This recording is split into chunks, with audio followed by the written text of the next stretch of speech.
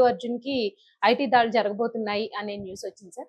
ఇది ఎలా అంటే రవిప్రకాష్ గారు కొన్ని సంచలనాత్మకమైన విషయాలు బయటికి తీసుకొచ్చారు. దీని గురించి చాలా విషయాలు మాట్లాడారు అనేది కూడా న్యూస్ వచ్చింది సార్. అసలు ఆయన ఏం మాట్లాడారు? అలాగే నిజంగానే దీనివల్ల అల్లు అరవింద్‌కి, అల్లు అర్జున్‌కి ఇబ్బందులు ఎదుర్కొనే అవకాశం ఉంటుందంటారా? యాక్చువల్‌గా గత కొంతకాలంగా ఐటీ అధికారులు మన సినిమా ఇండస్ట్రీలో అనేక మంది మీద, ముఖ్యంగా 'దిల్ రాజు' హ్మ్. తర్వాత 'మైత్రి మేకర్స్' వీళ్ళందరి మీద దాడులు చేశారు. 'దిల్ రాజు' కూడా ఓపెన్ గానే ప్రెస్ మీట్ అవును పెట్టి సార్. కూడా ఏం జరిగిందని చెప్పారు. ఎందుకంటే ఆయన రకరకాల మీడియా స్పెక్యులేషన్స్‌ని ఫుల్ స్టాప్ పెట్టాలని ఆయన ఓపెన్‌గా చెప్పాడు. అది అయిపోయింది. హ్మ్. అయితే ఇప్పుడు ఒకప్పుడు 9 బాస్ రవిప్రకాష్, ఇప్పుడు ఆర్‌టీవీ బాస్ ఆయన. హ్మ్. ఆర్‌టీవీ అంటేనే రవిప్రకాష్ టీవీ. ఓకే. సో, ఆయన ఒక సంచలనాన్ని రేపుతూ ట్వీట్లు చేయడం, వాళ్ళ టీవీలో రావడం, ఇది మొత్తం తెలంగాణలో సంచలనానికి తెరలేపింది. అందులో ఆయన 2, 3 విషయాల్ని తీసుకొచ్చాడు. అందులో హ్మ్. ప్రధానంగా ఒకటేమో 'కాశ్మీర్ ఫైల్స్' అని ఈ మధ్య కొంత సంచలనం సృష్టించింది. వివాదాస్పదమైన సినిమా. హ్మ్. అవును సార్. రజాకార్ల మీద తీసింది సార్. దాని ప్రొడ్యూసర్ అభిషేక్ అగర్వాల్. ఆయన హ్మ్. ఇంతకుముందు కూడా ఇలాంటి సినిమాలు తీశాడు. ఆయన మీద దాడులు, ఐటీ దాడులు చేస్తే దాదాపు 90,00,00,000 అక్రమ ఆస్తులు బయటపడ్డాయని, ఇది ఈసారి ఆయన 'స్విస్ ఫైల్స్' అనే సినిమా తీసుకోవాల్సి వస్తదని కూడా హ్మ్. రవిప్రకాష్ ట్వీట్ చేశాడు. దాని తర్వాత ఆయన ప్రధానంగా చెప్పింది ఏందంటే, నేను ఇప్పటికే ఆయనకి 8% ఎంతో నాకు కరెక్ట్‌గా ఐడియా లేదు గానీ, హ్మ్. కొంత పర్సెంటేజ్ అయితే రవిప్రకాష్‌కి వాటా ఉంది టీవీ9లో కూడా. టీవీ9 నుంచి ఈ మధ్య అక్రమంగా దాదాపు 90,00,00,000 వరకు ఆహ్, ఆహాకి మళ్ళిచ్చారు అనేది ఆయన ఆరోపణ. ఆహాలో అల్లు అర్జున్‌కి లేదా అల్లు అరవింద్‌కి కూడా 5% వాటా ఉంది. దాంట్లో మై హోమ్ రామేశ్వరరావు వీళ్ళది షేర్లున్నాయి. మేఘా వీళ్ళది.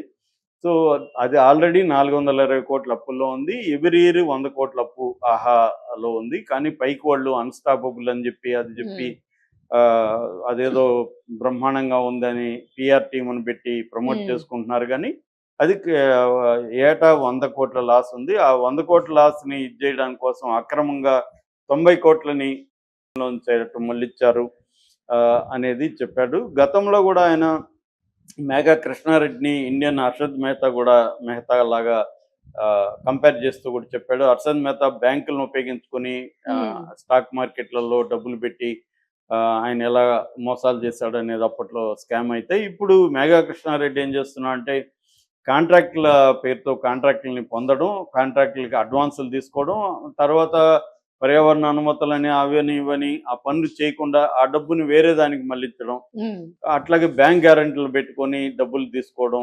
ఈ స్కామ్ జరుగుతుందనేది పెద్ద ఎత్తున ఆయన చేశాడు. దానికి వాళ్ళేవో కౌంటర్ ఇచ్చి ఈయనకి నోటీసులు ఇలాగ లీగల్ వ్యవహారాలు జరుగుతున్నాయి. హ్మ్.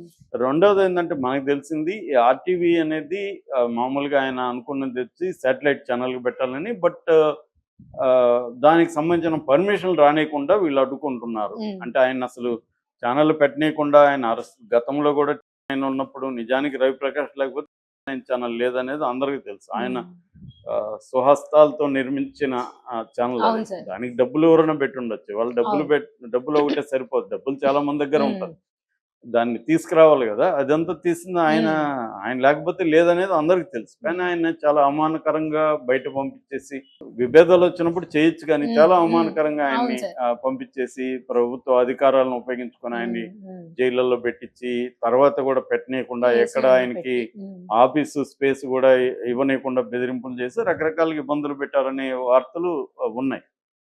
సో, ఆ నేపథ్యంలో ఇప్పుడు ఆయనేదో ఛానెల్ పెట్టుకొని దాన్ని సక్సెస్‌ఫుల్‌గా తీసుకొచ్చాడు. దాన్ని శాటిలైట్ తీసుకురావడానికి కూడా ఆయన్ని పర్మిషన్‌లు రానీయకుండా హ్మ్. ఆయన్ని ఇబ్బందులు పెడుతున్నారన్న ఇది ఉంది. హ్మ్. అందుకని బేసిక్‌గా ఆయన ఫైటర్. హ్మ్. ఆయనేమి సరెండర్ అయిపోయే వ్యక్తి కాదు. అయిపోయింటే ఎప్పుడో అయిపోవాలి. కాబట్టి ఆయన ఫైట్ చేస్తున్నాడు ఇప్పటికి గూడా. అందుకని ఇది తీసుకొచ్చాడు. ఇక్కడేందంటే మన టాపిక్ దీంట్లో అల్లు అర్జున్ ఏ హ్మ్. స్థాయిలో ఇరుక్కునే అవకాశం ఉంది.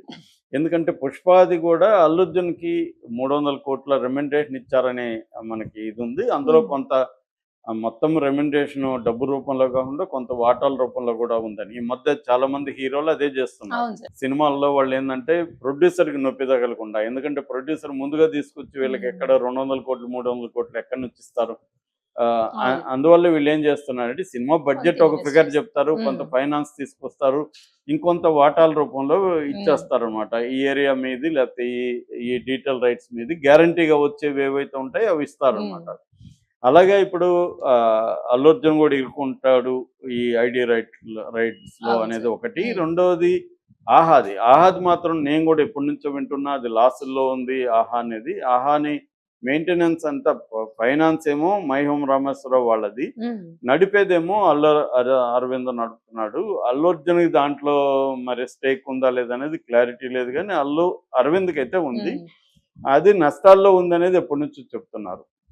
అందుకని అల్లు అరవింద్ తెలివిగా తన ఫైనాన్స్ విషయాల్లో తనకి సంబంధం లేదు, నష్టాల్లో నాకు సంబంధం లేదు, నేను ఓన్లీ మేనేజ్ చేస్తాను, దానికి నాకు ఎంత ఇవ్వండి అనేది మాట్లాడుకున్నారు అనేది ఉమ్, ఒక ఇది మనకి క్లియర్గా విషయాలను అయితే వాళ్ళు ఎప్పుడో అఫ్సెల్గా బయటకు రాలి. ఇవన్నీ కూడా బయటకు వస్తున్న వార్తలు అనమాట.